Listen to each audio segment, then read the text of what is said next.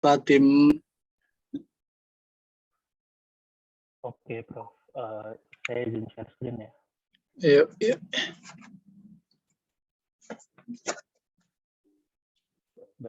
Baik, apakah sudah terlihat, Prof? Ya udah, nggih. Oke. Pertama-tama selamat siang, Prof. Gunadi, Mbak Neni, dan teman-teman semua. Kami dari kelompok 8 kelas A ingin mempresentasikan kasus sengketa pajak dari antara PT Perusahaan Gas Negara dengan Direktorat Jenderal Pajak pada tahun 2012 sampai 2013.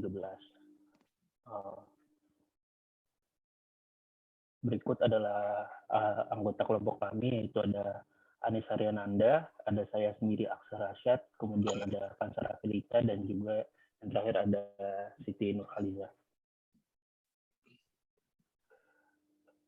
Baik, yang pertama-tama dari sengketa pajak ini, akar permasalahannya itu di antara sengketa pajak PT Perusahaan Negara dengan DJP ini ada 2 poin utama, yaitu yang pertama, adanya perbedaan pemahaman terhadap PMK nomor 252 tahun 2012 tentang pelaksanaan kewajiban pemungutan PPN atas penyerahan gas bumi. Kemudian yang kedua ini ada perbedaan pemahaman terkait mekanisme penagihan perseroan. Selanjutnya boleh dilanjutkan.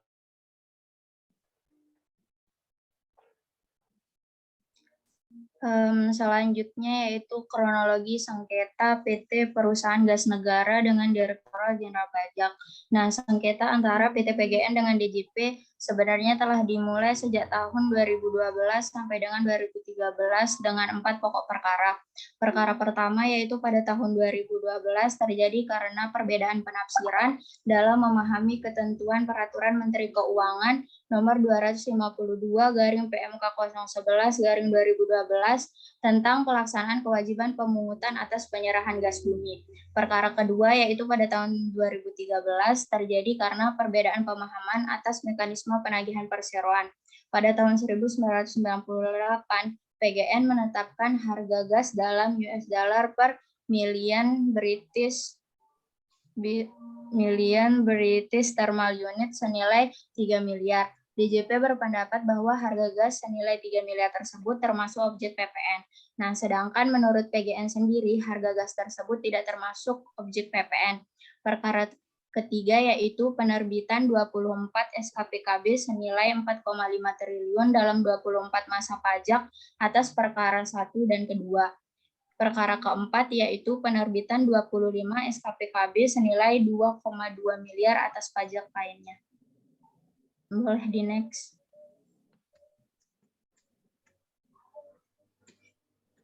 Nah, setelah banyaknya perkara yang terjadi tadi, PGN terus melakukan berbagai upaya hukum. Pada tahun 2017, PGN mengajukan upaya hukum keberatan. Akan tetapi, keberatan tersebut ditolak oleh DJP. Selanjutnya, pada tahun 2018, PGN melakukan upaya banding, yang dimana pada tahun 2019, banding tersebut dikabulkan oleh Pengadilan Pajak, yang berdampak pada dibatalkannya ketetapan DJP atas 49 SKPKB yang diterbitkan pada tahun 2012 sampai dengan 2013. Atas keputusannya tersebut, DJP melakukan pengajuan kembali atau PK senilai 3,6 triliun kepada Mahkamah Agung, dan kemudian PK tersebut dikabulkan oleh Mahkamah Agung. Akan tetapi, putusan dari PK tersebut belum diterima oleh PGN sesuai dengan prosedur perundang-undangan hingga tahun 2019. PK tersebut berdampak kepada PGN karena adanya potensi bayar. Oleh karenanya, PGN mengajukan permohonan kepada DJP terkait dengan penagihan pajak setelah upaya hukum selesai dengan melakukan pembayaran dengan sistem angsuran untuk mengatasi kesulitan keuangan dan agar PGN tetap bisa melakukan kegiatan bisnisnya. Next. Meskipun demikian, pada tanggal 30 September tahun 2020, selama proses hukum belum selesai, PGN optimis akan memenangi kasus. karena sebelumnya pada tingkat banding PGN telah mengalami kemenangan. Kemudian pada tanggal 16 September 2021 putusan atas PK yang diajukan DJP dikeluarkan melalui website Mahkamah Agung yang dimana hasilnya PGN memenangi kasus dan berhak mengklaim uang senilai 690 miliar yang sudah dicadangkan sebelumnya. Selanjutnya akan dilanjutkan oleh teman saya. Ini kasus apa coba saya ingin tahu, ini pemeriksaan apa kasus pengadilan pajak apa gimana? Biar angle-nya jelas nih. Ini sengketa pajak, Prof. Enggak, keberatan pajak, apa keberatan, apa pemeriksaan pajak. Nanti angle-nya beda ya. Ini kan Anda sepertinya kayak ini kan pengadilan pajak, Pak. Makanya tuh saya ingin tanya apa nih kasus apa nih? Anda ini pelajaran kalau pemeriksaan kan fokusnya pada pemeriksaannya, bukan pada masalah tafsir yuridis segala macam itu. Ini apa kasus apa nih? Enggak, kita belajar apa nih? Sekarang ini pemeriksaan pajak apa pengadilan administrasi pajak? Pemeriksaan, Prof. Nah, pemeriksaan, khususnya ke pemeriksaan, jangan masalah tafsir gitu. Jadi ketika meriksa, PGN dikoreksi apa oleh pemeriksa, koreksinya apa gitulah. Itu. Jadi ya pada angka-angka pemeriksaan ini kan omset gitu loh. Ya, itu kan mungkin ada pendapat. Jadi bahwa penjualan gas bumi itu menurut PGN bukan objek pajak, tapi menurut pemeriksa objek pajak gitu. Ya. Jadi biar jelas kasusnya. Kalau pemeriksaan nanti kan mungkin dia bagaimana itu cara mencari koreksinya itu berapa miliar segala macam itu. Jadi ini yang diambilnya beda ya. Nah, kalau pengadilan pajak memang kayak gini ya.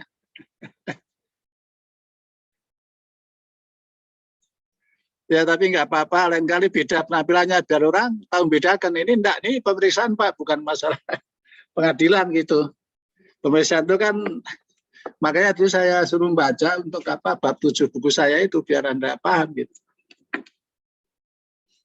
Ini kan pemeriksaan omset kita, bagaimana cara yang periksa omset gitu. Coba nanti yuk lihat apa teman-teman dari sengketa ini apa.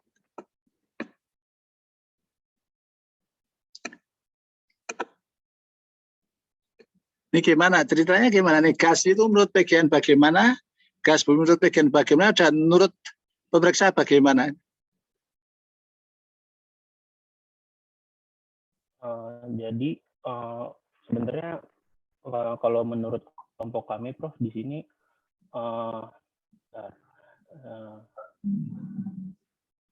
dan di sini, Prof, jadi DJP itu fokusnya dalam PMK dalam pasal 4 ayat 2 UPPN ini kan ada frasa yang menjelaskan bahwa barang hasil pertambangan atau hasil pengeboran yang diambil langsung dari sumbernya meliputi gas bumi, tidak termasuk gas bumi seperti LPG yang siap dikonsumsi langsung oleh masyarakat. Nah, DJP ini fokus kepada frasa yang siap dikonsumsi langsung oleh masyarakat. Ya, itu kan gini, baca gini apa. Ini ada komanya itu harus anulir, jangan murabrak kayak gitu. Gas bumi sama LPG gitu. Ini kan gas bumi dan LPG gitu. Ya. Jadi mohon maaf kalau baca undang-undang itu diperhatikan betul itu koma ya, baca koma, jangan gas bumi bukan, itu kan gas bumi dan LPG gitu. Tapi orang pajakan pintar-pintar itu gas bumi itu tidak diambil langsung dari bumi Pak, katanya gitu kan. Sebenarnya di LPG langsung itu kan LPG yang siap dikonsumsi langsung oleh masyarakat, bukan gas bumi. Itu konstruksi undang-undang gitu loh. Undang-undang itu jangan diutak-atik kayak pendapat Anda gitu. Ini konstruksi undang-undang gitu kan apa adanya undang-undang gitu kan. Jadi sebenarnya kalau gas bumi itu adalah non BKP, tapi yang LPG itu BKP atau bagaimana menurut Anda kira-kira? Atau menurut orang pajak dulu? Anda ini kan harus netral gitu, akademis. Jadi sebetulnya gini, ini kan gas bumi itu kan merasa ya pasal 4A ayat 2 itu menyatakan bahwa barang hasil pertambangan atau hasil pengeboran yang diambil langsung dari sumbernya meliputi gas bumi. Ya, gas bumi ya. Itu diambil langsung dari sumbernya, maka dia tidak dikenakan PPN. Tapi kalau gas bumi LPG ya, LPG itu tidak diambil langsung dari sumbernya, tapi udah diproses produksi sehingga siap dipakai langsung oleh masyarakat gitu, sehingga menurut mereka kena pajak ya. Ini sebetulnya bagaimana ini undang-undang yang konstruksinya salah. Salah ya. Salahnya apa? Karena dia pakai pola pikir Undang-Undang Nomor 8 tahun 83. Ketika itu yang kena pajak itu hanya proses good. Barang yang jadi pabrikasi, barang yang belum diproses produksi tidak kena pajak. Maka masih dipakai barang hasil pertambangan atau hasil pengeboran yang diambil langsung dari sumbernya. Ya. Padahal ini kan sudah undang-undang tahun 94 ya. 94 itu kan ya sebenarnya semua barang itu BKP ya. Kecuali tentukan lain. Nah, yang tentukan itu bukan BKP gitu. Jadi konstruksinya mestinya yang BKP itu LPG, yang gas bumi itu non BKP. Cuma konstruksinya salah terus dibawa terus. Jadi sebenarnya salah ya, karena di Undang-Undang 83 itu kita itu yang barang kena pajak itu barang yang sudah diproses. Kalau belum diproses itu tidak kena pajak. Itu rupanya terbawa sampai Undang-Undang PPN yang Undang-Undang nomor berapa ini, nomor 10 ya tahun 94 itu konstruksinya begitu ya. Nah, kalau konstruksinya sekarang ya ini yang di Undang-Undang HPP itu konstruksinya sekarang semua barang itu barang kena pajak gitu. Kalau tidak kena pajak atau pajak jadi pungut itu diatur dalam PP, ya, ini jadi ribet juga. Padahal itu kecuali diatur lain dalam undang-undang, kenapa nggak diatur di undang-undang aja gitu loh. Kalau diserahin pada peraturan pemerintah nanti kan ribet lagi gitu. Jadi mestinya di dalam undang-undang itu objek pajaknya mana, barang kena pajak yang mana, barang tidak kena pajak mana, jadi jelas. Jadi kalau semuanya menunggu pemerintah kan jadi ya nggak jelas.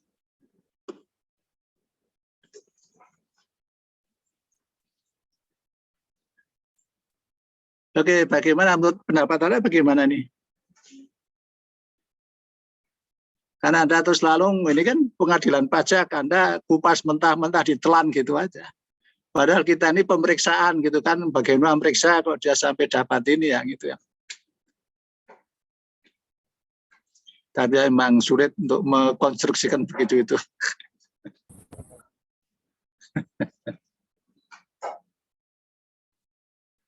Kayak gini ya, terus ya konsultan pajak kan banyak kasus-kasus itu dia terjemahkan kepada soal-soal. Ini soalnya kan berupa misalnya neraca sama rugi laba gitu. Nah, kebetulan kalau saya ini nggak punya soal-soal karena bukan konsultan gitu. Nggak punya kasus-kasus nyata, yang kasus-kasusnya cuma kayak gini-gini banyak kayak gitu. Tapi yang gini-gini nggak ada datanya berapa dia ya. Yang ada cuma omsetnya aja ya. Berapa MBT dia jualannya nggak ada ya. Sebetulnya ini yang gini daripada panjang itu Anda bisa merekonstruksi ulang ya. Omset gas buminya itu berapa. Itu kan bahwa omsetnya itu menurut menurut si PN Gas kan, PNG kan dia enggak kena pajak. Tapi untuk orang pajak kena pajak gitu.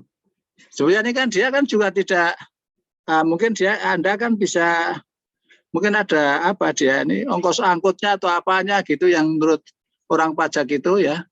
Jadi gas bumi ya kena, tapi yang dia perkarakan kalau ongkos angkutnya apa ongkos apanya, sewa pipanya atau apanya ada nggak data-datanya itu? Sehingga dia pada penasaran itu, ini kan ongkos angkut atau sewa pipa gas itu beda sama gas bumi gitu katanya. Atau coba Anda jalan terus saja karena tidak mudah untuk merubah pola pikir gitu. Yang sudah terpatri Anda mungkin berapa malam ditulis tapi kok kok begini ya, itu mungkin nggak mudah. Coba teruskan aja gimana kira-kira.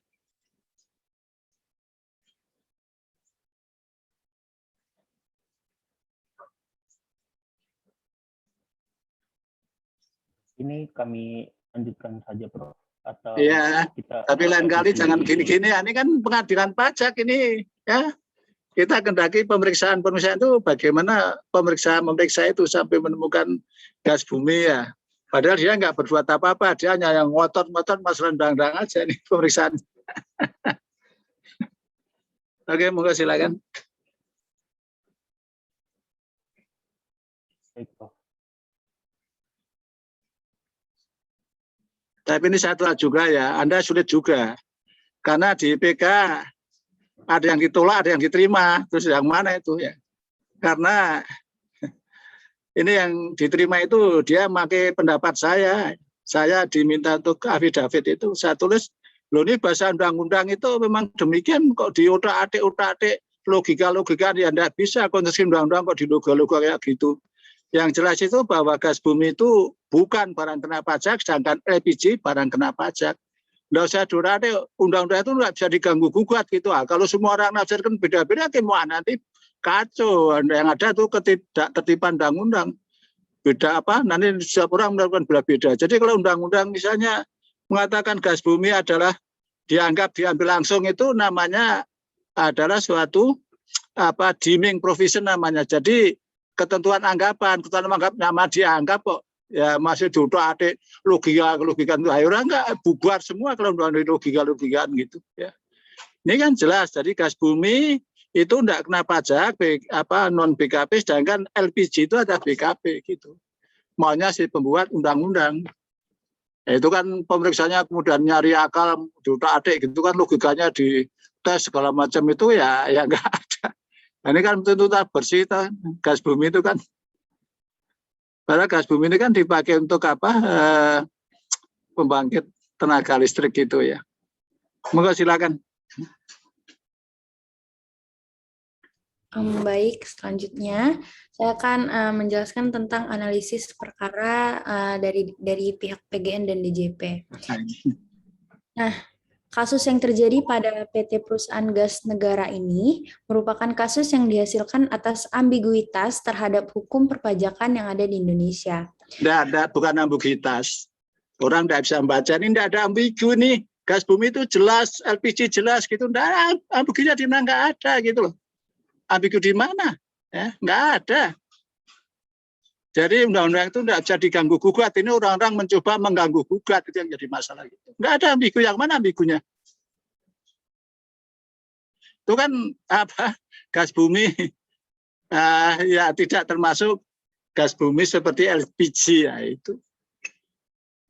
Ya orang itu bukan ambiguitas, tapi kepentingan masing-masing berbeda nih. Kepentingan orang pajak itu ingin mengenakan pajak, kepentingan PGN ingin bebas gitu ya. Jadi sekali lagi ya, saya sampaikan undang-undang tidak bisa diganggu gugat ya. Jadi ya konstruksinya begitu, dibaca aja begitu, nggak usah ada analisis ya. Kalau analisis semua bubar nanti. Ini namanya kalau undang namanya deeming provision. Gas bumi itu dianggap sebagai diambil langsung dari bumi gitu kan. Sedangkan LPG dianggap sudah diproses gitu. Walaupun gas bumi sudah diproses, tapi prosesnya minimal. Tapi kalau LPG kan prosesnya maksimal gitu. Itu bedanya di situ. Jadi ini tapi Anda bukan sarjana hukum, jadi agak salah juga.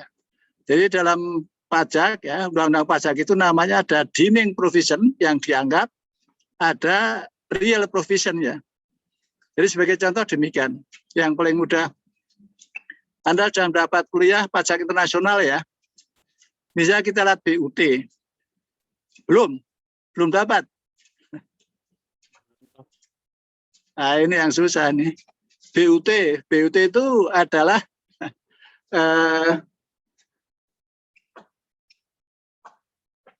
merupakan tempat usaha yang dipakai untuk menjalankan usaha. Tapi tidak semua BUT itu tempat usaha. Jadi kalau tempat usaha ya misalnya gedung ya bangunan itu tempat usaha, itu namanya BUT fisik itu real provision.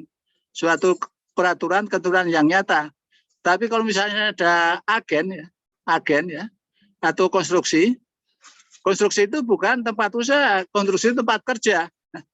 Maka dia dijadikan BUT, ya dia itu namanya deeming provision. Jadi ketentuan yang dianggap. Nah, ini kan itu kan enggak betul, tapi kan enggak ada orang, itu bukan tempat usaha kok Pak, gedung itu, konstruksi itu. Tapi kan dianggap benar juga. Itu namanya, jadi undang-undang itu nggak bisa diutak-atik ya, dibaca padanya, karena deeming dianggap itu dianggap betul ya nggak usah dites. Nah, kalau ini kan pemeriksa tidak percaya kalau gas bumi itu belum diproses maksimal, dia kan diutak-atik ingin jadi diproses ya mengenakan pajak. Nah, itu sebenarnya nggak betul ya. Jadi undang-undang itu ada namanya askendam. Jadi askendam itu nggak bisa diutak-atik kayak gitu, dilogika-logikan, dianalisis, diundang panggilkan orang ahli. Ya, oh, ini konstruksi undang-undang gitu. Oke, monggo gimana? Ya. Mungkin Prof maksud kata-kata ambiguitas dari kelompok kami itu bukan, Mbak jangan dianulah nanti nggak rampung-rampung, yuk bantah-bantah, bukan, saya itu nguruskan gitu loh. Jadi undang-undang ini bunyinya gini, jangan gitu-gitu, nggak ada ambigu. Yuk akademis ya, akademis itu nggak gitu, itu adalah si pemeriksa. Ya.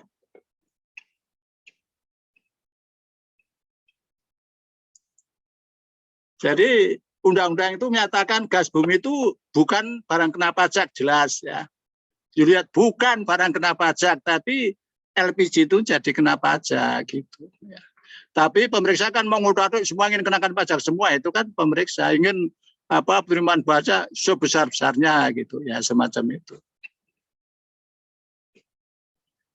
Maka nanti ini kan ya makanya nih. Mohon maaf ini karena kata-kata di pemeriksaan terus dicampur adukan masalah-masalah bahasa hukum. Oke, monggo.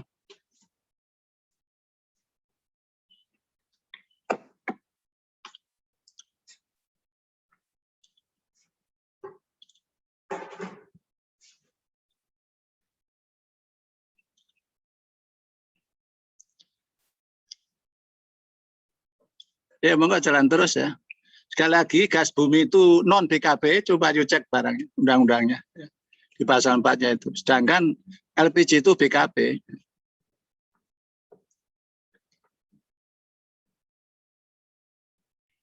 Baik, lanjut. Sengketa tersebut terjadi sebab perbedaan penafsiran terhadap status dari gas bumi yang dijual belikan oleh PGN ini yang dikenakan pajak pertambahan nilai atau PPN. Baik dari pihak DJP, PGN, Pengadilan Pajak maupun Mahkamah Agung sama-sama mengacu terhadap pasal 1 ayat 2 PMK 252/PMK 011/2012 tentang pelaksanaan kewajiban pemungutan PPN atas penyerahan gas bumi yang juga mengacu pada pasal 4A ayat 2 Undang-Undang Pajak Pertambahan Nilai beserta penjelasannya. Gini ya jelas ya. 4 itu BKB, 4A itu non BKB titik ya. Semua yang diatur 4A itu non BKB. Gitu, itu paduannya gitu. Jadi jangan diutak-atik terus 4 itu BKB, 4A non BKB dan non JKB itu. Jadi kalau dia di tempatnya di 4A ya jangan diutak-atik ke situ ya. Monggo silakan, itu cara menafsirkan undang-undang yang benar ya. Itu kan karena kepentingan sebetulnya. Oke, monggo silakan. Lalu, ketentuan tersebut menyatakan bahwa jenis barang yang tidak dikenai PPN adalah barang tertentu termasuk barang hasil pertambangan atau hasil pengeboran yang diambil langsung dari sumbernya. Hal itu menyebabkan multitafsir oleh pihak DJP dan PGN. Next.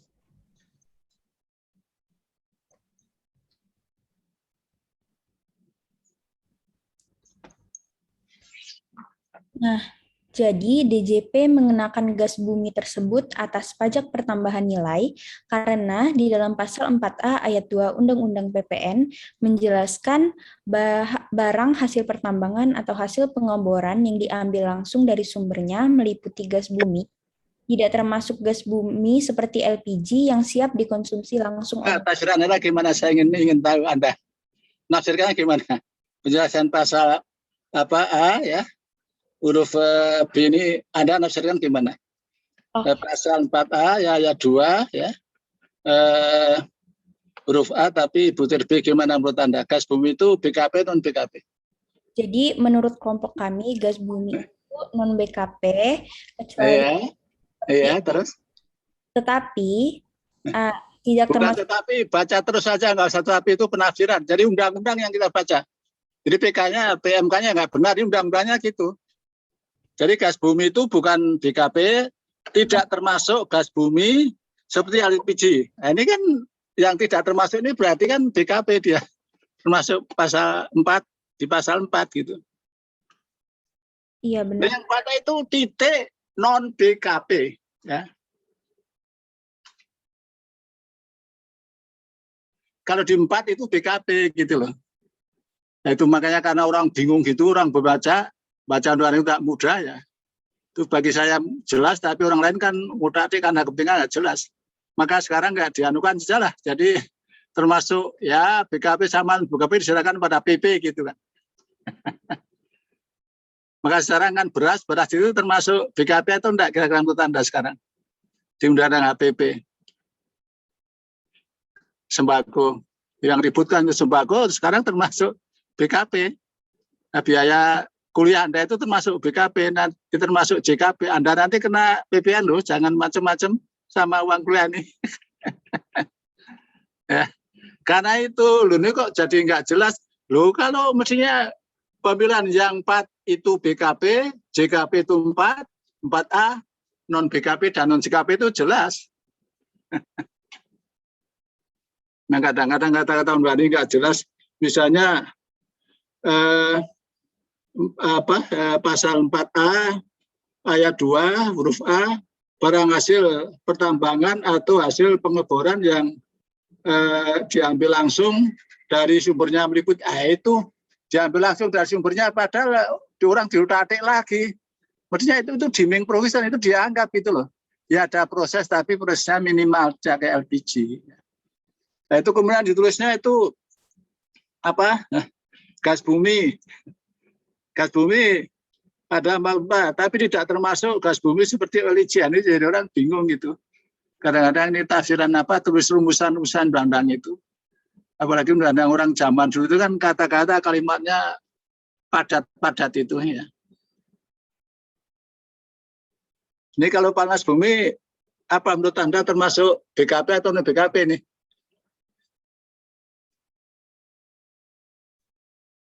Minyak mentah terus panas bumi ya.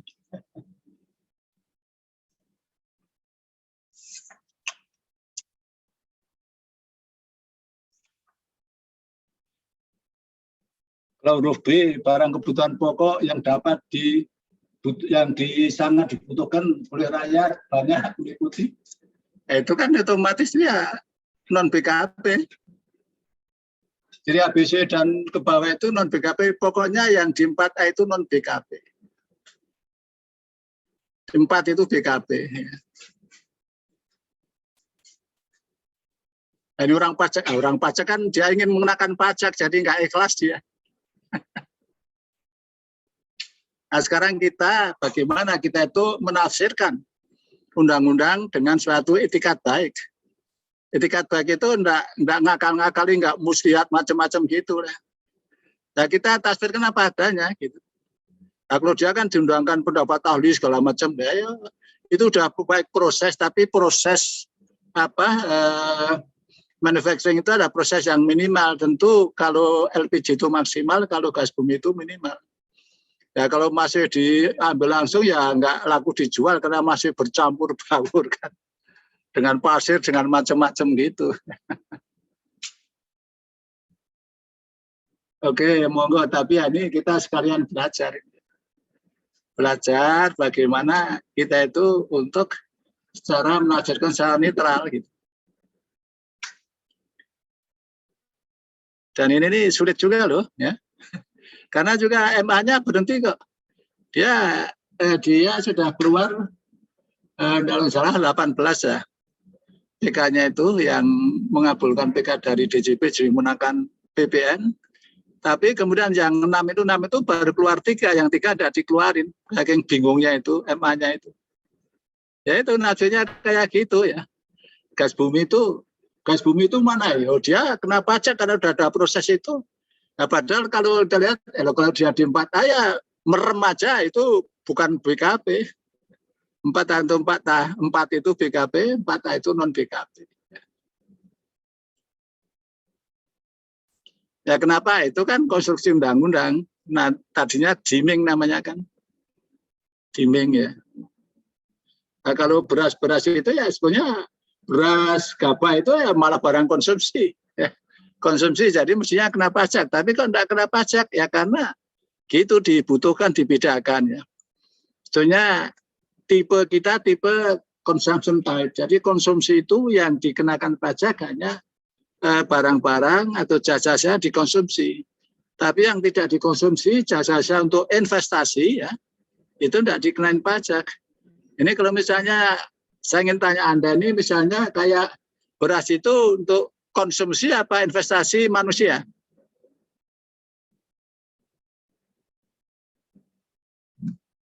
Konsumsi atau investasi manusia?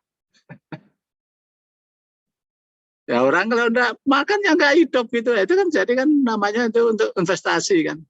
Termasuk juga untuk perawatan kesehatan. Perawatan kesehatan itu konsumsi apa?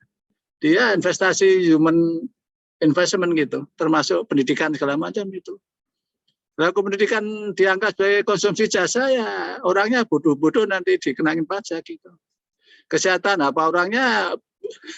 Orang kan nggak mau sakit, sebetulnya kan siapa mau disuruh sakit mau. Jadi berobat itu dalam rangka investasi untuk menyembuhkan, untuk menyehatkan orang, biar umur orang itu panjang kan gitu. Kalau orang sakit nggak berobat karena takut kena dikenain PPN kan ribet nanti. Ya. Nah, kalau sekarang orang ini kalau sembakonya dikenain PPN, aduh saya nggak mau makan aja, mau kena pajak ini maka ribet juga. Ya, makanya itu memang prinsip-prinsipnya gitu harus dipegang dalam membuat suatu undang-undang itu. Oke, monggo silakan ya. Ini pengalaman Anda ya. Ini Anda ngambil kasus yang tidak mudah. Hakimnya aja bingung apalagi Anda gitu. Nah kalau saya tidak bingung. Saya jelas 4A itu B kan non BKP dan non JKP. 4A itu pikiran saya udah enggak. Yang A itu yang 4 itu baru BKP dan JKP. Jadi saya enggak bingung kenapa ya memang begitu aturan undang-undangnya itu. Kalau nanti orang bingung ya itu gimana itu yang terjadi ketidakpastian hukum. Jadi ini menimbulkan ketidakpastian hukum kalau enggak pegang gitu. Jadi 4 itu jelas kena pajak, 4 Anda kena pajak apapun alasannya. Karena ini ditentukan oleh undang-undang. Jadi yang menjadikan kelompok 4A itu undang-undang. Harus diterima, jangan dibantai undang-undang. Jadi tidak bisa diganggu-gugat istilahnya itu undang-undang itu. Coba kalau hakimnya itu, Pak, kalau pasal 4 itu kena pajak, pasal 4 tidak kena pajak, tidak ada orang bingung kayak gini ya. Termasuk orang pajak itu juga harus taat asas, harus prinsip bahwa yang diatur di 4A itu tidak dikenain pajak. Nanti kalau kacau kayak gitu gimana? Kepastian hukum, jadi tidak ada kepastian hukum lah. Jadi memang harus dipegang gridnya itu apa gitu. Yang kenain pajak, yang tidak itu apa gitu. Terus ini yang kena pajak itu pasal 4, yang 4 tidak kena pajak, titik. Jangan diutak-atik di logika-logikaan. Tapi ini memang konstruksi daripada undang-undang. Rupanya karena bingung begitu kan. Sekarang oleh orang pajak semuanya jadi kena pajak. Nanti diserahkan pada PP ya. Nanti kan buat PP-nya pusing nih. Yang kemarin komentari Pak Fuad itu. Undang-undang itu harus jelas mana yang objek pajak, mana yang bukan. Tapi malah kita ya dibikin bingung sekarang. Semua objek semua yang tidak itu tergantung pada peraturan pemerintah. Jadi malah bingung.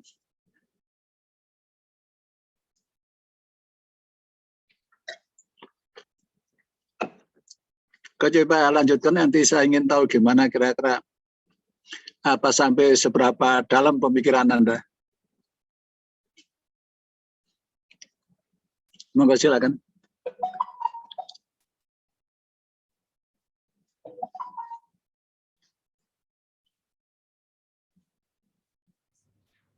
Selanjutnya, atas kejadian dikabulkannya peninjauan kembali yang dilakukan oleh sebuah hukum, seperti melalui pengajuan keberatan dan juga upaya banding.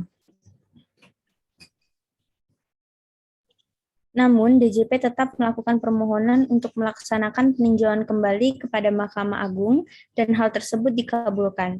Selanjutnya, pada bulan Mei... Tapi tidak semuanya loh ya, catatan Anda itu. Tidak semuanya dikabulkan.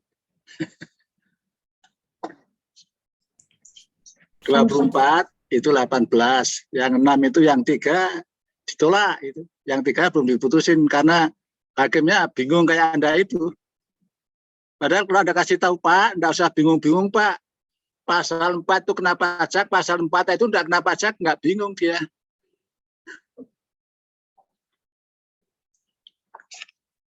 Tapi Anda tidak betul juga itu kalau dikabulkan itu kan sebagian. Karena hakimnya bingung itu. 18 sudah, yang 6 kan belum, 6 3 dikeluarkan. Yang 3-nya menolak, yang 3-nya mungkin Pak Hakim Agungnya keburu pensiun. Sampai sekarang gantung. Nah, ini mungkin Anda dan kita juga belajar juga. Ternyata berat jadi hakim itu. Padahal jelas ya.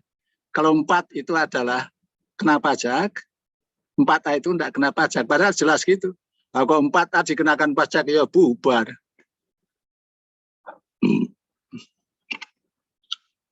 Inilah jadi ribetnya itu.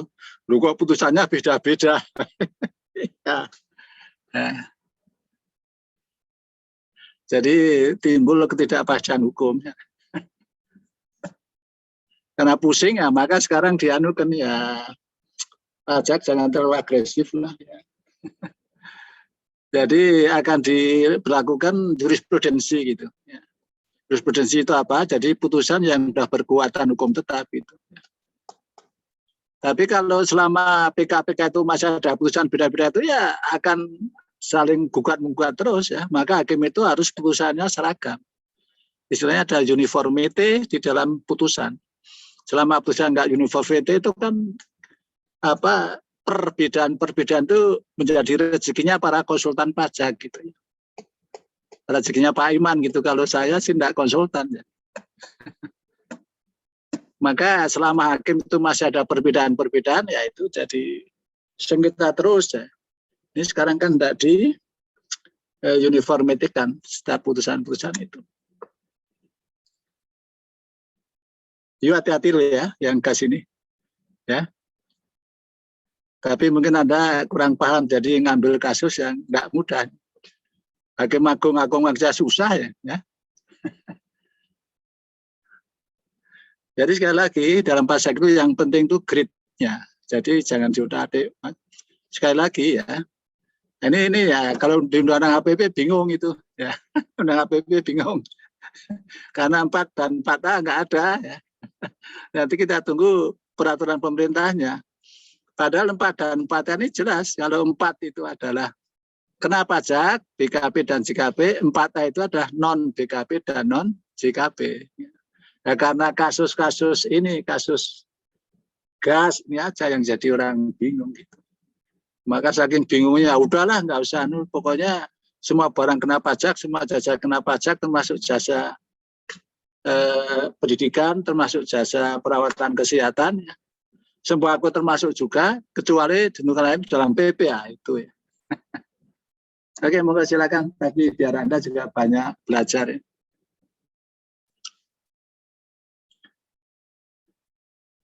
Ya, moga silakan.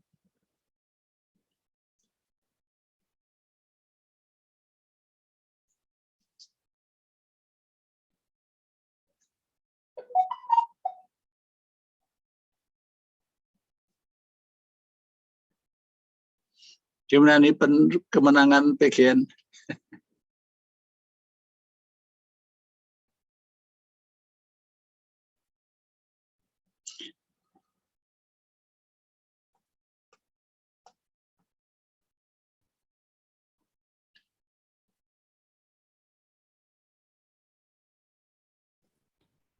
Oke, selanjutnya yaitu bagian outcome dari kasus sengketa pajak PT Perusahaan Gas Negara, yaitu yang pertama, PT PGN memenangkan sengketa pajak atas 3 perkara PPN penjualan gas dan bumi ke konsumen senilai 698 miliar dengan asumsi kursnya 14.000. Yang kedua, dikeluarkannya putusan PK oleh Mahkamah Agung dengan nomor perkara berikut tahun 2019 yang ditetapkan pada 16 September 2021.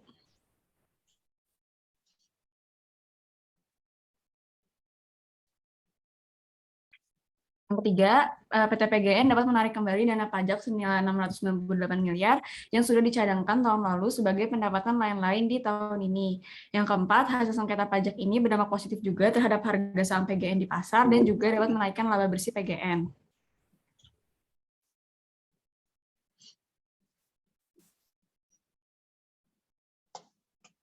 Kemudian yang kelima, Direktorat Jenderal Pajak mengeluarkan surat edaran nomor berikut pada tanggal 19 Agustus 2019 yang menekankan bahwa gas bumi yang diperjualbelikan perseroan merupakan barang hasil pertambangan yang tidak dikenakan PPN.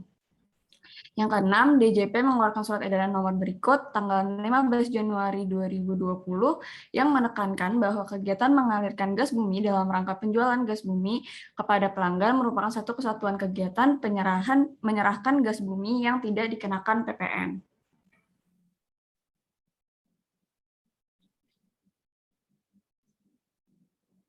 Berikut daftar referensi dari hasil diskusi kami, dan sekarang jika ada yang ingin bertanya, silahkan. Sekian dari kelompok kami, terima kasih. Ya, monggo silakan.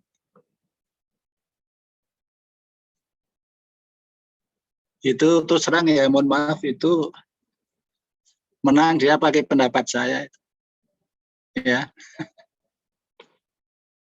Yang 3, tapi tidak tahu yang 3 belum dikeluarkan lagi. Dan saking bingungnya itu. Yaitu kalau saya, ya itu kalau pasal 4 itu BKP, pasal 4A bukan BKP, jadi nggak usah diutak-atik lagi, nanti terjadi kekacauan hukum.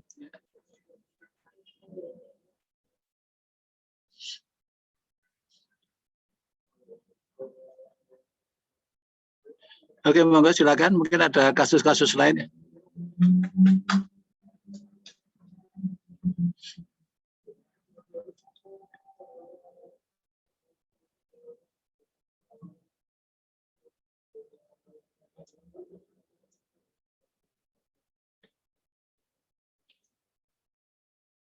Silakan. Maaf, ini langsung ke kelompok selanjutnya, Kak. Gimana ya? Ya, ini harus hati-hati kalau nanti jadi konsultan pajak, begitulah. Bagaimana cara-caranya memenangkan perkara di pengadilan. Ya, itu pegangnya aja itu. Ya, ketentuan pasalnya itu. Untuk orang kan tidak akan bisa, maksud di 4A mau dikenain pajak itu kan kalau 4 kenakan pajak ya 4A tidak kena pajak gitu.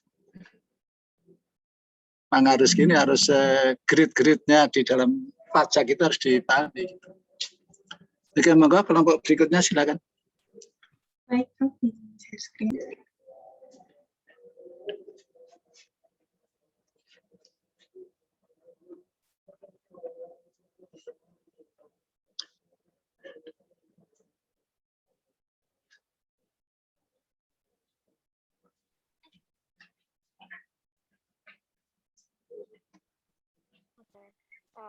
Assalamualaikum warahmatullahi wabarakatuh. Selamat sore kepada Mbak Neni. Saya akan memulai presentasi hari ini dari kelompok 8 Fiskal B. Ya. Kami akan mempresentasikan SAP 10 terkait kasus sengketa pajak dalam penghitungan PPh badan. Dan sebelumnya di sini kami memohon maaf apabila masih paparan ini. Analisis putusan banding atas kasus PT Kayaba Indonesia melawan kuasa hukum Jenderal Pajak. Disclaimer, PT Kayaba Indonesia merupakan pabrik shock absorber terbesar di Indonesia yang memproduksi shock absorber menggunakan mesin berkualitas tinggi yang digunakan oleh 90% pabrikan mobil dan motor di Indonesia.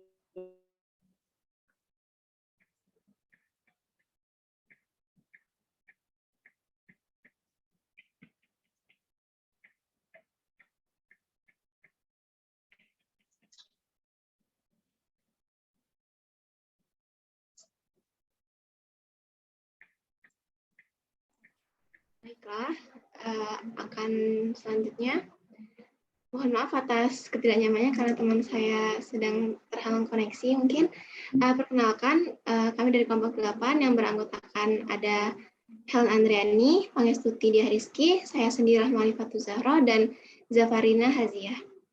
Bisa dilanjutkan dengan teman saya, Zafarina. Untuk kasus kali ini, pihak yang terkait adalah pemohon banding PT Kaya Bay Indonesia, dengan yang terbandingnya adalah kuasa hukum Jenderal Pajak. Ini untuk timeline-nya, pajak penghasilan berhutang pada tahun 2015, lalu penerbitan surat keterangan pajak kurang bayar di bulan Maret 2017, lalu ada penerbitan keputusan keberatan yang dikabulkan sebagian pada bulan Juni tahun 2018, dan pada bulan Agustus 2018 mengajukan banding, dan pada bulan Juli tahun 2020 putusan banding dikabulkan seluruhnya.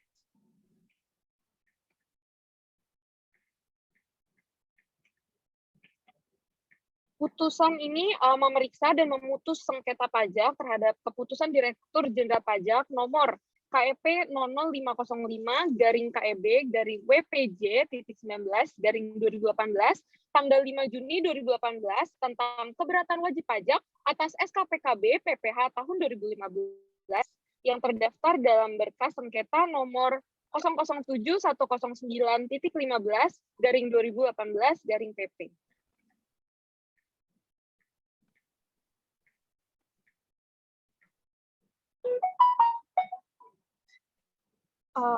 Di sini terdapat perbedaan jumlah penyesuaian antara wajib pajak sebesar 41.044.918.480 rupiah dengan pemeriksa pajak sebesar 53.448.483.790 yang menghasilkan selisih sejumlah 12.403.565.310 rupiah.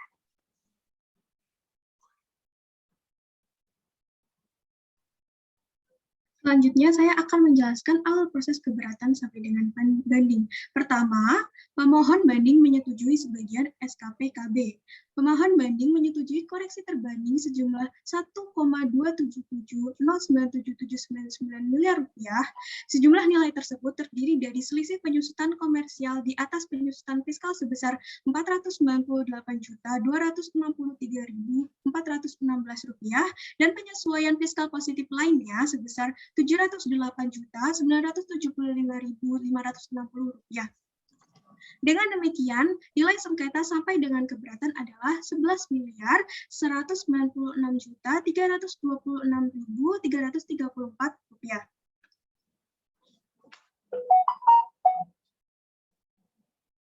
Kedua, permohonan keberatan dikabulkan sebagian.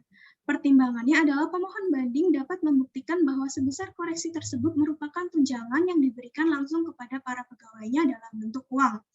Penurunan nilai sengketa terbanding membatalkan sebagian koreksi atas penggantian atau imbalan pekerjaan atau jasa dalam bentuk natura dan kenikmatan sebesar Rp2.379.425.315. Nilai sengketa hasil keputusan keberatan sebesar Rp8.816.901.019.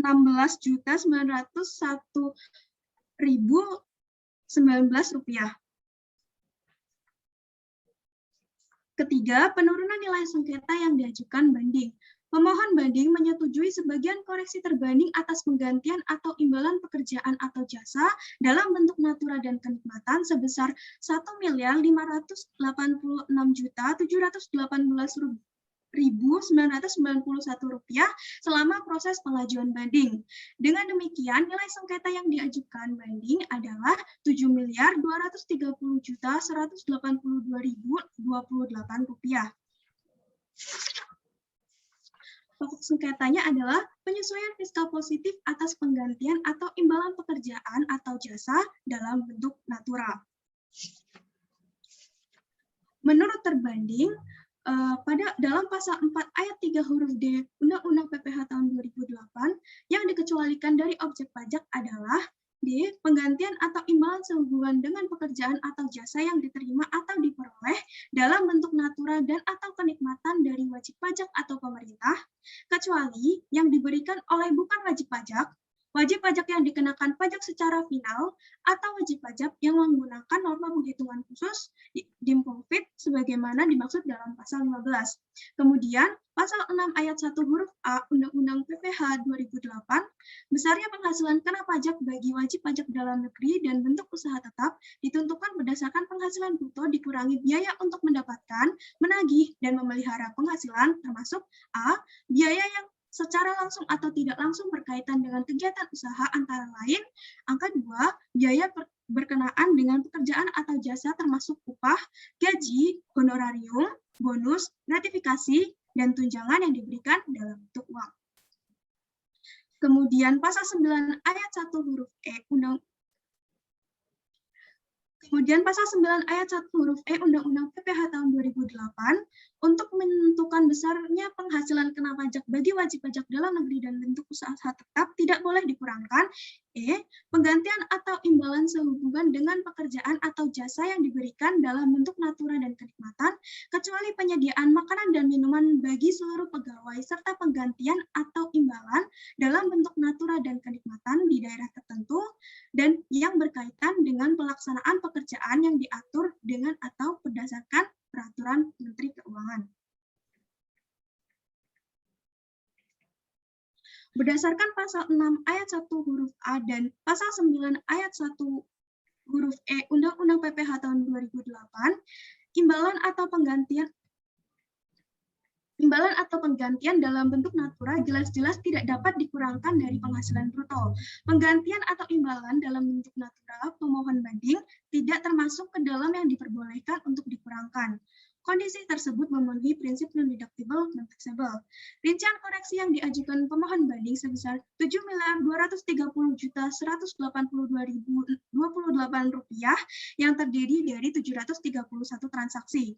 Terbanding tidak dapat meyakini 32 sampel transaksi yang diajukan sebagai pembuktian. Dari 32 transaksi tersebut, ada transaksi yang tidak terdapat bukti dihitung sebagai komponen gaji atau tunjangan, sehingga tidak terdapat bukti pemotongan PPH pasal 21-nya. Terbanding meyakini bahwa pemohon banding tidak dapat membuktikan bahwa pengeluaran biaya tersebut termasuk ke dalam kelompok yang boleh dikurangkan dari penghasilan bruto. Dengan demikian, terbanding mengusulkan kepada majelis untuk menolak permohonan pemohon banding. Menurut pemohon banding, penjelasan pasal 4 ayat 3 huruf D UU PPH 2008, penggantian atau imbalan dalam bentuk natura atau kenikmatan yang berkenaan dengan pekerjaan atau jasa merupakan tambahan kemampuan ekonomis yang diterima bukan dalam uang. Penjelasan pasal 6 ayat 1 huruf A angka 2 UU PPH tahun 2008, pengeluaran sehubungan dengan pekerjaan yang dilakukan dalam bentuk uang boleh dikurangkan dari penghasilan bruto. Penjelasan pasal 9 ayat 1 huruf E UU PPH 2008, penggantian atau imbalan dalam bentuk natura dan kenikmatan dianggap bukan merupakan objek pajak sehingga bukan merupakan pengeluaran yang dapat dibebankan sebagai biaya pemberi kerja. Penggantian atau imbalan pekerjaan atau jasa berupa biaya penggantian pengobatan karyawan merupakan tunjangan kesehatan karyawan yang dibebankan dalam objek PPH pasal 21. Setiap karyawan dapat berobat dimanapun dengan, saya ulangi, pemohon banding menyatakan bahwa setiap karyawan dapat berobat dimanapun dengan biaya yang akan ditanggung pemohon banding sebagai bentuk tanggung jawab dan perlindungan kepada karyawan. Biaya tersebut akan diberikan kepada karyawan dengan sistem reimbursement. Namun, dalam keadaan di mana karyawan tidak dapat membayar biaya pengobatan, pemohon banding akan membayar secara langsung kepada rumah sakit. Pemberian tunjangan kesehatan atau pengobatan yang dibayarkan langsung kepada rumah sakit dihitung menjadi penghasilan bagi karyawan dan telah dipotong PPH pasal 21. Kondisi tersebut memenuhi prinsip deductible taxable. Kemudian berikut sebagian sampling pemohon banding terkait pemberian tunjangan kesehatan. Pemohon banding menyertakan dokumen pembuktian berupa sampling fotokopi bukti potong, bukti pembayaran, dan tagihan. Dari 30 sampel pembuktian tunjangan kesehatan atau pengobatan, 24 diantaranya merupakan skema reimbursement dari rumah sakit, dan 6 lainnya merupakan reimbursement yang langsung dibayarkan kepada karyawan.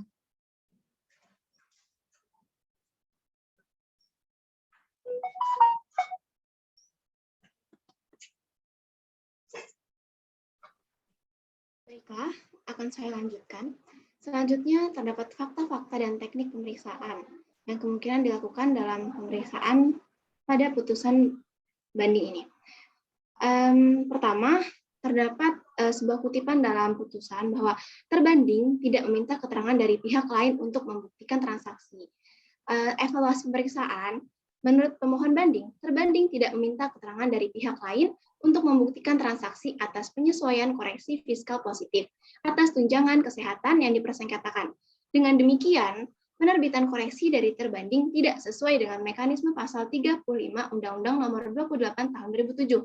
Dalam hal ini, terbanding tidak mampu menunjukkan bukti material jumlah koreksi positif atas tunjangan kesehatan pemohon banding. Dengan demikian, kelompok kami menguraikan beberapa langkah atau bukti yang seharusnya dikumpulkan oleh pemeriksa sebagai penguat bukti. Pertama, terdapat dalam Undang-Undang Nomor 14 Tahun 2002 tentang Pengadilan Pajak. Pada pasal 69, yakni mengumpulkan alat bukti berupa surat atau tulisan, keterangan ahli, keterangan para saksi, pengakuan para pihak, dan atau pengetahuan hakim. Pada pasal 70,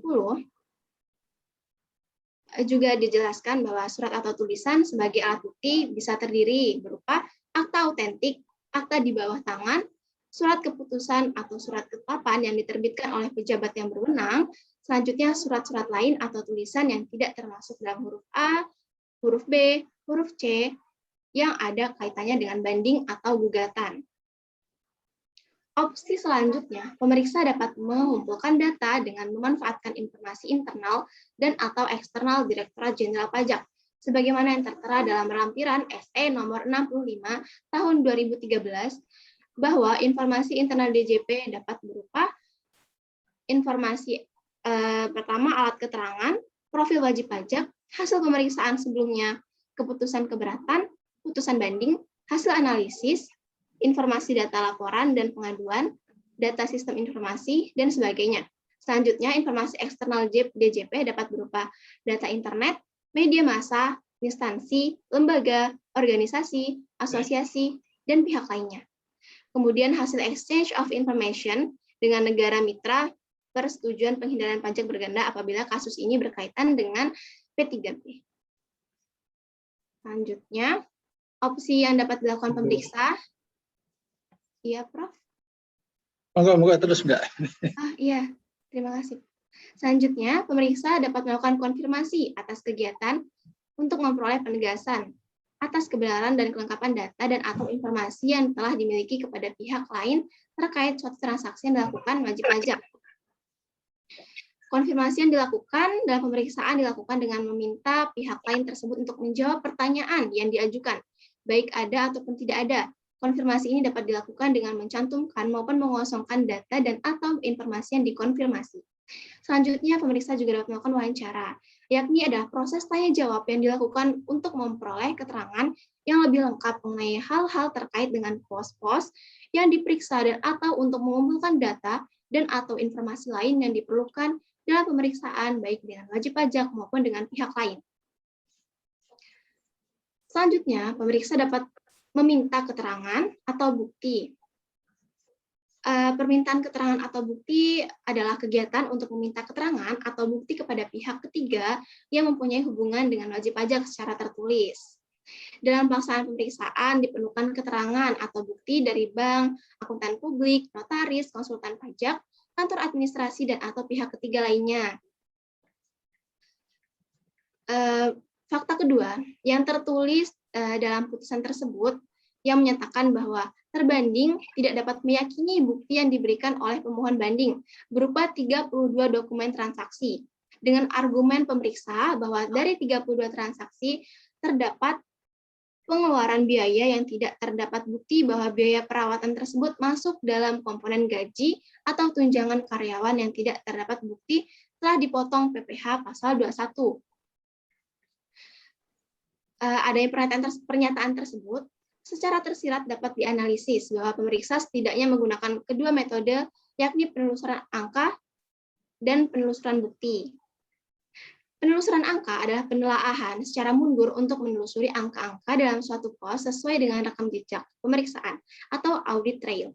Selanjutnya, penelusuran bukti adalah pemeriksaan bukti yang mendukung suatu transaksi yang telah dicatat atau vouching atau yang seharusnya dicatat, tracing. Tujuannya untuk menguji apakah suatu transaksi yang telah dilaporkan didukung oleh bukti kompeten yang cukup atau apakah bukti kompeten yang cukup tersebut telah dicatat dan dilaporkan oleh wajib pajak. Terakhir, terdapat pernyataan dalam putusan tersebut bahwa pemeriksa tidak mendasarkan temuannya pada bukti yang kompeten dan cukup. Kenyataannya dalam kasus ini, pemohon banding telah memberikan data atau dokumen kepada terbanding sebelum terbitnya SPHP atau saat proses pemeriksaan berlangsung. Perlu diketahui bahwa SPHP atau surat pemberitahuan hasil pemeriksaan adalah surat yang berisikan temuan hasil pemeriksaan yang mencakup, ya Prof? Enggak, terus. Iya, Prof. Baik. Yang mencakup pos-pos yang dikoreksi, nilai koreksi, dasar koreksi, perhitungan sementara dari jumlah pokok pajak terutang, dan perhitungan sementara dari sanksi administrasi. Selanjutnya, dalam menyampaikan SPHP, pemeriksa harus melampirkan daftar temuan hasil pemeriksaan. Jika dianalisis lebih lanjut, maka tindakan pemohon banding dapat dibenarkan karena sesuai dengan bunyi pasal 26A Undang-Undang Nomor 28 Tahun 2007 yang berbunyi bahwa wajib pajak yang mengungkapkan pembukuan, catatan, data, informasi, atau keterangan lain dalam proses keberatan yang tidak diberikan pada saat pemeriksaan, selain data dan informasi yang pada saat pemeriksaan belum diperoleh wajib pajak dari pihak ketiga, pembukuan, catatan, data, informasi, atau keterangan lain, atau keterangan lain dimaksud, tidak dipertimbangkan dalam penyelesaian keberatan. Sedangkan tindakan terbanding yang tidak menyebutkan dasar yang jelas dan valid terkait alasan terbanding tidak mempertimbangkan data atau dokumen yang telah diberikan oleh pemohon banding. Selanjutnya akan dilanjutkan oleh teman saya, Helen. Selanjutnya, untuk pendapat majelis mengabulkan seluruh banding pemohon banding terhadap keputusan DJP nomor berikut tanggal 5 Juni tahun 2016 tentang keberatan WP atas SKPKB tahun pajak 2015 nomor berikut tanggal 13 Maret 2017.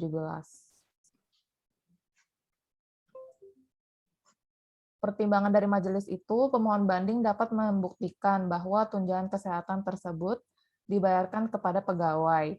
Pemohon banding menggunakan dua metode dalam pemberian tunjangan kesehatan. Metode pertama itu pembayaran tunjangan kesehatan dengan cara penggantian tunai secara langsung kepada pegawai. Yang kedua itu pembayaran tunjangan kesehatan dengan cara pemohon banding membayar kepada RS atas biaya pengobatan dan pembelian obat-obatan para pegawainya. Pencatatan pengeluaran sebagai biaya tunjangan kesehatan, dengan demikian pengeluaran tersebut dicatat sebagai penghasilan bagi pegawai yang menerima jasa pengobatan sehingga masuk ke dalam komponen penghasilan bagi pegawai sebagai objek PPh pasal 21. Nah, keputusan ini juga sesuai dengan dasar hukum yang pertama pasal 4 ayat 1 huruf A Undang-Undang Nomor 36 Tahun 2008. Yaitu pendapatan yang diterima oleh pegawai dalam bentuk tunjangan kesehatan tersebut merupakan objek PPh pasal 21. Oleh karena itu, sudah seharusnya dipotong PPh pasal 21 oleh pemohon banding.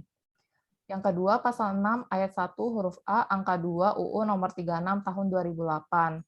Pengeluaran sebesar Rp7.230.182.028 tersebut dapat dikurangkan dari penghasilan bruto karena termasuk ke dalam biaya tunjangan kesehatan pegawai yang diberikan dalam bentuk uang.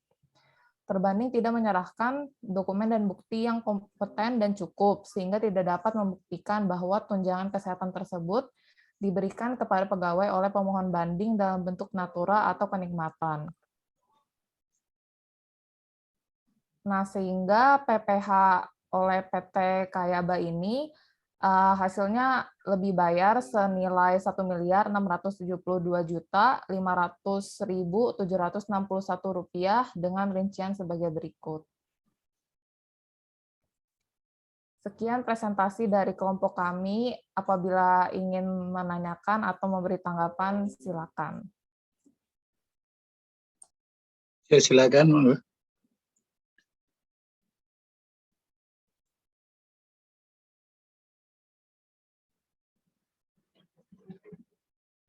Itu tadi diterima berarti ada kelemahan-kelemahan dari pemeriksa.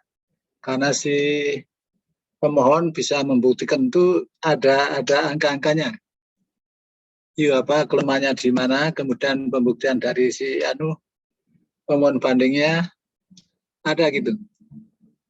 Kalau angka di keputusannya itu ada, tapi kalau saya coba untuk menghitung angka sampai 148 di slide yang ini. Enggak, kan cuma 1,6 lebihnya itu. Ya.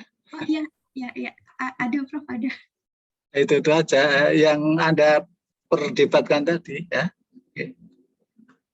Itu aja. Menurut si terbanding berapa, menurut pemohon berapa gitu.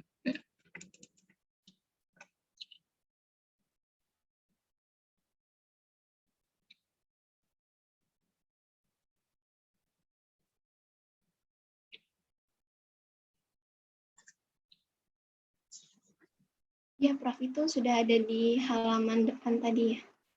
Mungkin boleh dilihat. Ayo ulang ya. Okay. Nah, ini Prof, yang sebelumnya.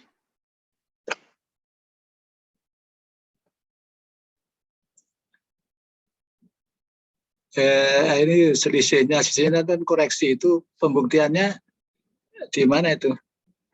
Pembuktian dari pemohon tadi. Ada di slide selanjutnya, Prof. Ya, ini berapa menurut terbanding dan menurut pemohon banding juga. Ya, ini buktinya, Prof. Salah satunya dari sekian banyak bukti yang ditunjukkan oleh pemohon bandingnya. Oh, katanya dia meriksa PPh 21 ya. Ada nggak itu ringkasannya, ada nggak itu? Ini Prof, bukti. Ini contoh ya. Nah. Dan ini kan berapa karyawan, jadi tapi ada ringkasannya nggak? Oh, tidak ada Prof, kalau di putusannya langsung. Ini kita mengambil satu dari dua halaman, jadi untuk efektivitas jadi cuman. Oh, ada cuman motif-motif gitu cari. Iya Prof, karena banyak, ada sekitar 50 lebih halaman. Ya. Nah, misalnya kayak bukti-bukti ini kan cuma sampel satu, tapi kan sebenarnya kalau 21 itu kan agak capek gitu kan, kan. Ini umumnya koreksinya koreksi 21 aja, 21 di tunjangan biaya kesehatan itu ya. Iya Prof. Ya, kalau biaya kesehatan yang cash itu kan berarti jelas dia itu kenain pajak gitu kan ya. Nah, kemudian konfirmasi di pengurangannya oleh si pemohon gimana? Ada dicek nggak oleh si itu kan tadi deductibility, taxability. Ada dicek nggak oleh si hakimnya?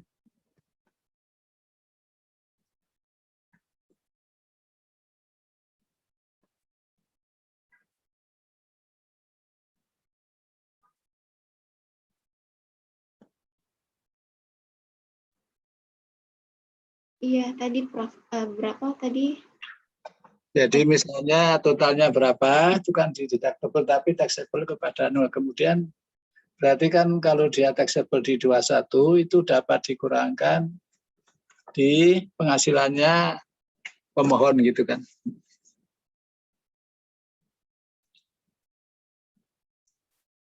Iya, Prof, betul.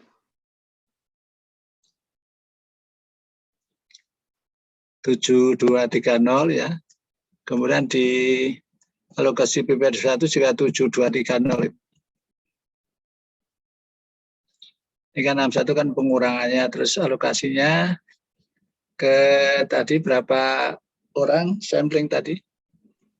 Ini 7 miliar ini. Jadi Samplingnya itu yang dilampirkan 30, Prof.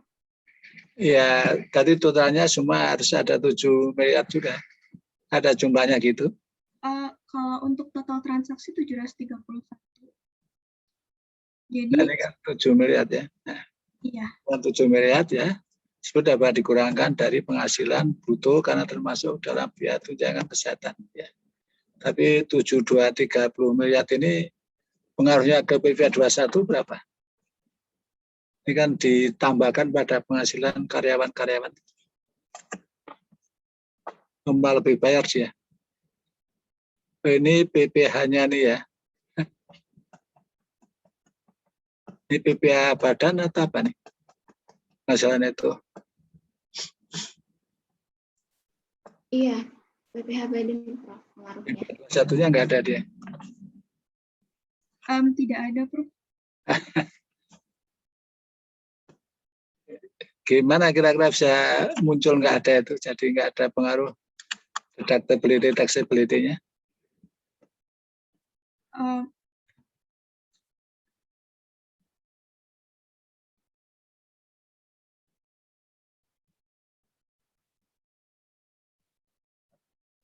Ini sampel tapi itu apa si anunya gimana, merasa sudah benar apa gimana? Kan mungkin kan dia tidak diajukan keberatan banding barangkali PP21-nya. Atau gimana dia?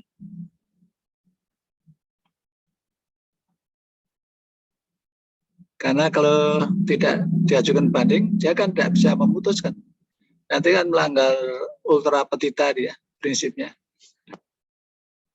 Nggak you cek aja di anu dia, mungkin nggak di dia apa nggak ada masalah di PPh 21-nya, cuman yang masalahnya di PPh badannya. Mungkin PPh 21-nya ada ditambahkan, tapi tadi dikoreksi ya, koreksi fiskal tadi barangkali. Itu dari apa? Dari kurang bayar menjadi lebih bayar bagaimana?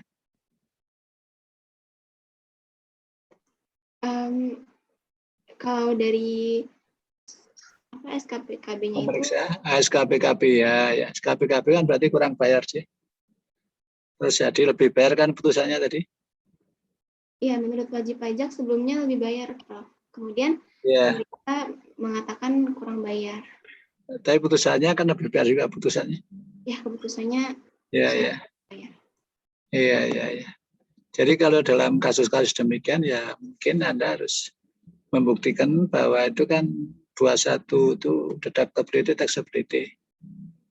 Tapi pemeriksa kan berusaha untuk mengurangi deductibility-nya, tapi taxability tidak dikurangi. Dia berusaha mengurangi itu biar PPh badannya nambah dia kan. Ini kadang-kadang ada ketidakfairan karena apa? Karena ya pengaruh dari kepentingan. Kepentingannya dia itu kan kalau bisa kan mengoreksi segede-gedenya biar PPh badannya naik ya, atau PPh 21-nya kalau bisa dikurangi juga ya. Itu makanya dia dengan berbagai cara menafsirkan kayak PPN tadi itu kan ya karena kepentingan para pengusaha itu kan ingin mengoreksi terus gitu loh. Dan dia menciptakan keraguan-raguan. Nah, ini sebenarnya salah ya. Salah di dalam sistem self-assessment itu kalau keraguan itu mestinya dia tidak mengoreksi. Jadi keraguan itu in dubio harus pro kontra fisco ya. Jadi harus pro kepada masyarakat wajib pajak. Kalau yakin pasti baru mereka itu mengoreksi. Tapi kalau kita dibalik karena ragu-ragu, keraguan dia mengoreksi. Atau kadang-kadang ya sebetulnya orang pajaknya tahu tapi dia meragukan dirinya biar bisa mengoreksi. Ya, itu suatu yang tidak baik, etikat yang gitu-gitu itu ya. Jadi ingin mengaburkan apa? Makanya dengan ketidakjujuran, pakai tipu-tipuan, tipu apa akal mustihat segala macam itu kan gitu ya. Maka segala macam cara dipakai, jadi ditafsirkan pakai bukti-bukti segala macam. Nah, konstruksi undang-undang gitu kok ditafsirkan lagi, jadi kan ribet gitu ya. Nah, kadang-kadang ini sering terjadi di dalam pajak kita, maka pajak kita itu tidak luput dari sengketa. Karena mesti ada sengketa, disengketain gitu ya. Ya kembali itu kan jelas konstruksi undang-undang PPN. Kalau pasal 4 itu BKP JKP kena pajak, kalau 4 itu jelas dia itu non BKP non JKP. Nah, tapi ini dari 4A ditarik ke 4 gitu. Kalau 4 tidak ditarik ke 4A, nah, itu maka terjadi sengketa terus kalau gitu-gituan terus ya. Dengan berbagai macam cara dan dalih-dalih. Orang undangnya udah jelas gamblang gitu kok diutak-atik kan. Itu suatu hal yang sebenarnya tidak perlu terjadi di dalam sistem pajak kita. Tapi ternyata dalam sistem pajak kita itu berlaku terus-menerus gitu. Ini penyesuaian fiskal positif itu dari tunjangan kesehatan tadi ya. 12403. Iya, Prof. Ada selisih dari antara pendapat wajib pajak dan pemeriksanya. Iya. Ya 41 ke 53 tadi ya. Tapi itu dia tanpa mengurangkan ya. Mestinya kalau ini kan dari tunjangan itu dimasukkan ke situ ya mestinya di objek-objek PPh 21-nya dikurangkan, tapi nyatanya enggak. Tapi ya ini mungkin di 21-nya enggak masalah, tapi pemeriksa ini ingin mencari masalah di PPh badan. Jadi maka 21-nya tidak diajukan keberatan. Nah ini kadang-kadang ini jadi repotnya. Dengan prinsip taxability deductibility itu mestinya kan di-matching kan gitu. Tapi ternyata tidak. Karena apa? Karena hakim itu hanya mengadili perkara yang dimintakan dibanding aja. Kalau tidak diadu kan tidak diberikan. Nanti akan melanggar istilahnya itu prinsip ultra petita. Jadi kalau tidak dimintakan pengadilan jangan diadili, jangan diputus gitu loh. Ini salah satu cek dan diceknya nggak jalan gitu. Oke, ada pertanyaan? Oke, ini terima kasih ya. Baik, Prof. Terima kasih atas tambahannya. Yuk, okay. Terima kasih, Prof. Terima kasih, Prof. Okay. Masih ada yang presentasi?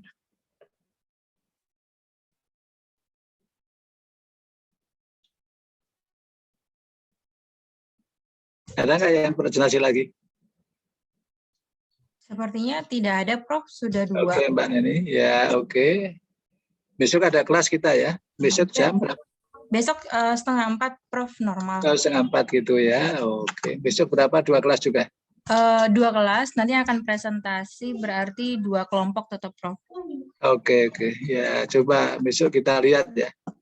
Kalau berjalan kayak ini ya udah bisa lah dia. Iya, Prof.